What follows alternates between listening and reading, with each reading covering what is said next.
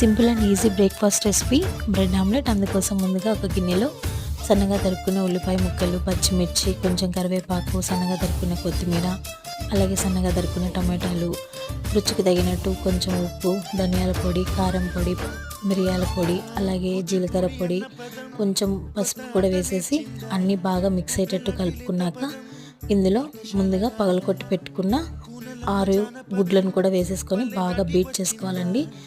ఎంత బాగా బీట్ చేసుకుంటే ఆమ్లెట్ అంత ఫ్లఫీగా వస్తుంది.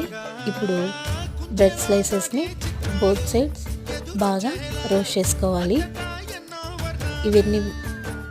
ఇవన్నీ తీసి పక్కన పెట్టుకోవాలి. ఇప్పుడు అదే ప్యాన్లో గీ కానీ ఆయిల్ కానీ వేసేసి ముందుగా బీట్ చేసి పెట్టుకున్న ఎగ్ మిశ్రమాన్ని కూడా వేసేసుకోవాలి.